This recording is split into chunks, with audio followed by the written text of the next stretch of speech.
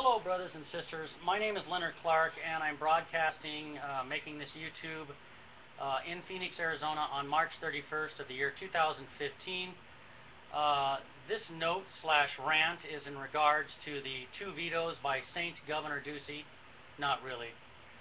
Although I still find Governor Ducey's motives in his two vetoes relevant in light of the other horrible legislation, like the one telling women what to do with their bodies at the behest of the religious theocrats and, let's face it, Kathy Herod. I am still glad Governor Ducey vetoed these two bills.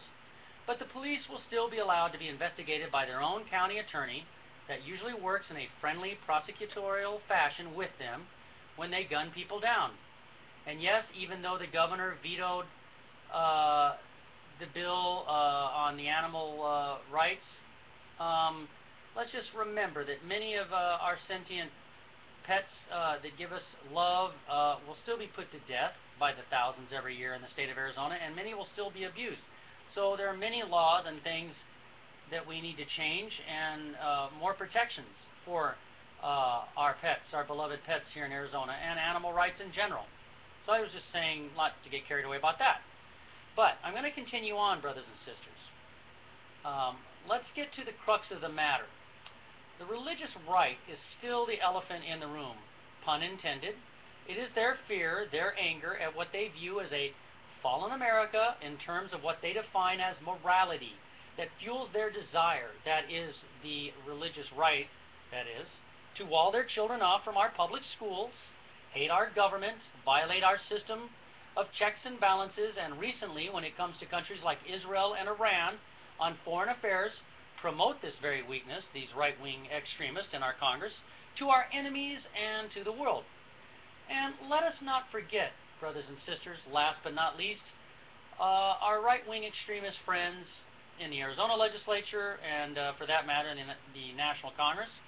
They help to foment our right-wing militia friends that seek to betray our country by destroying our government.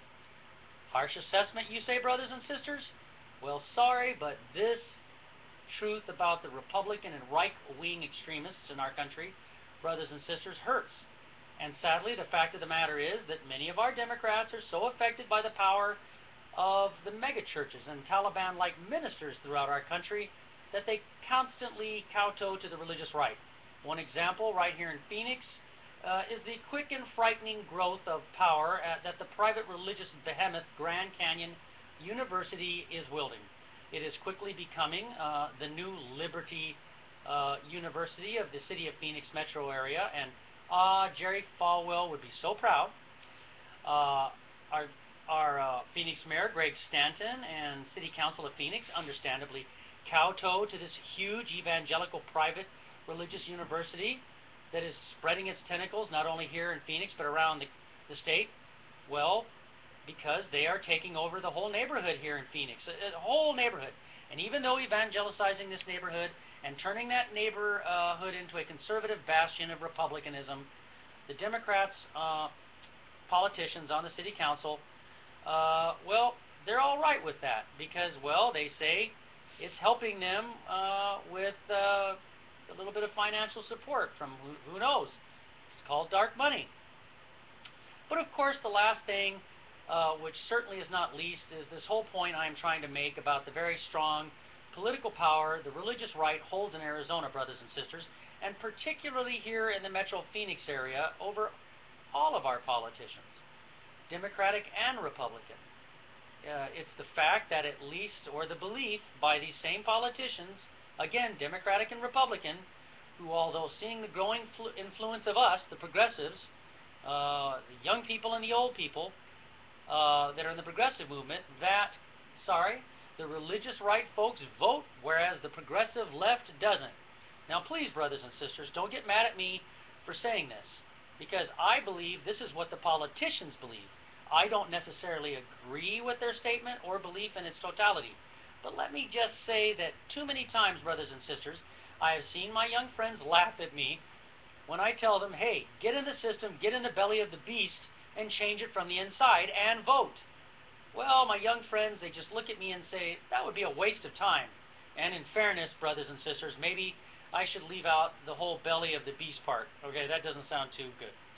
Now, I recently had a young union friend who got mad at me and said, Leonard, this is an insult because a lot of us young people do not, or do vote and do participate in the political process.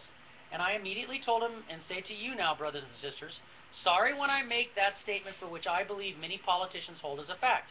I do not, in large, bold letters, do not believe that all young people do not vote.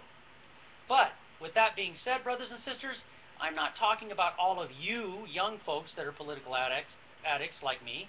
I'm talking about the much wider sphere of young people who, apologies to my anarchist friends, all too often succumb to the anarchist train of thought that the whole system is so corrupt or evil that one should not participate in the traditional political ways to which I have suggested.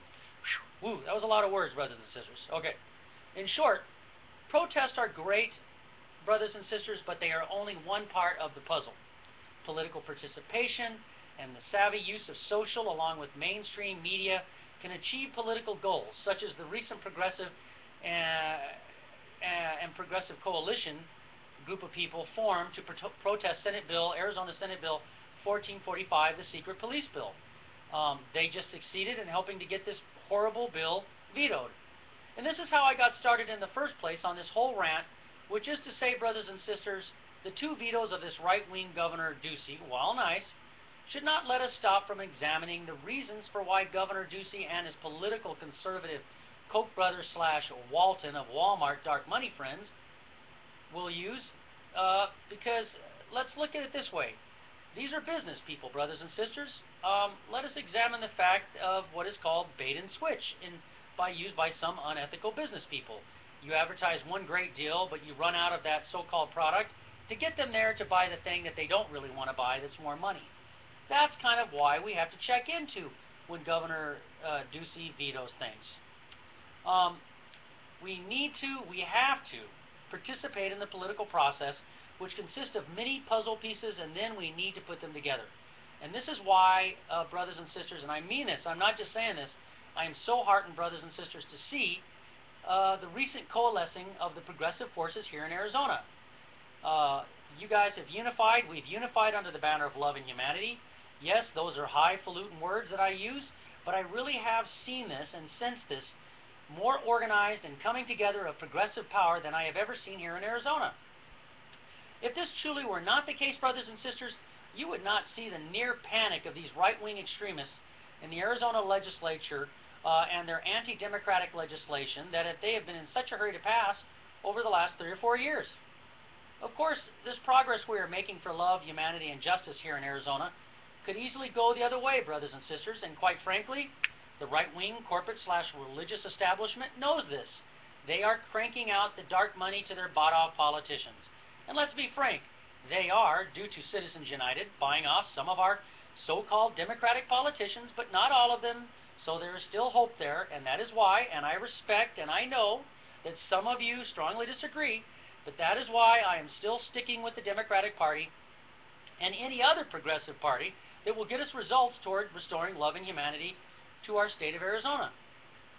Brothers and sisters, we must not let ourselves be divided now. Just because this right-wing extremist anti-union, anti-choice, and anti-democracy Governor Ducey throws us a few crumbs, we must not then, upon being one of the groups in the movement, receiving these crumbs, forsake and then ignore the other progressive groups that stuck by our particular progressive cause. In other words, don't let them divide us if they give us a little thing, one part of our progressive movement. You know, let's still stick together. We've got to keep this coalition. This is how we're changing things. So let me relate an old story to you, brothers and sisters. There's an old story that when the American Indian movement, or more commonly known as AIM, was growing stronger back in the 1960s, that there were some conservative people in the government who had some federal agents planted within their group, but not for information or for more information, as you would think, but for the reason to sow distrust and division within their movement. Well, you guessed it. Once these public officials in the government let it be known that their group had been infiltrated by letting their agents be outed, it caused much distrust and division amongst them. And, well, I hope that doesn't happen to us in our progressive movement, because we're going to have some people that are like that. When I was arrested at Occupy in the jail, later on, thanks to a reporter through Freedom of Information Act, I found out that we had one agent in there with us. It was the last person I would think. And, of course, that's why That's what they do. They always usually put in the last person you would think. Now, brothers and sisters, encouragingly, I've seen, if you've probably also seen, that most of all of our progressive groups here in Arizona are trying to meet and unify. And thanks to the efforts of some of my friends, and these are not all, this is just a couple, okay? I know a lot of you are doing this, but thanks to the efforts to some of my friends, such as Charlie Parker and Jeff Smith, this is getting accomplished. And it's a huge deal, brothers and sisters, for us to come together. And it's so important that we continue to meet and unify in the coming days, weeks, months, and years. This is what, and I mean this in big words here, letters, really scares the right-wing extremists, brothers and sisters. That is progressive unity and nonviolent political participation in an organized fashion. But again, I won't lie to you, brothers and sisters. This is going to be our victory for love and humanity to lose if we let our egos and our distrust of each other divide us the way Governor Ducey and his Koch brother amigos would like. I'm going to finish with this. Progressive unity, brothers and sisters, political participation, and the desire and spirit to restore love and humanity in Arizona. This is how we will finally cast off the chains of inhumanity and tyrannical, gerrymandered rule of our corporate/theocratic right-wing Republicans that rule Arizona like their own little fiefdom. Love and peace to you, brothers and sisters. I shall hopefully see you out at the barricades inside the system of government, and with all the pieces of the puzzle, I shall hopefully see you there. We are going to bring love and humanity to the state of Arizona, and we have a lot of frightened right-wing extremists that don't want to let that happen. So thank you, brothers and sisters. Keep up the good work. You're inspiring me. We are actually unifying and coalescing. Things are coming together, and the right wing, they are going to do anything to destroy this. Thank you. Bye, brothers and sisters.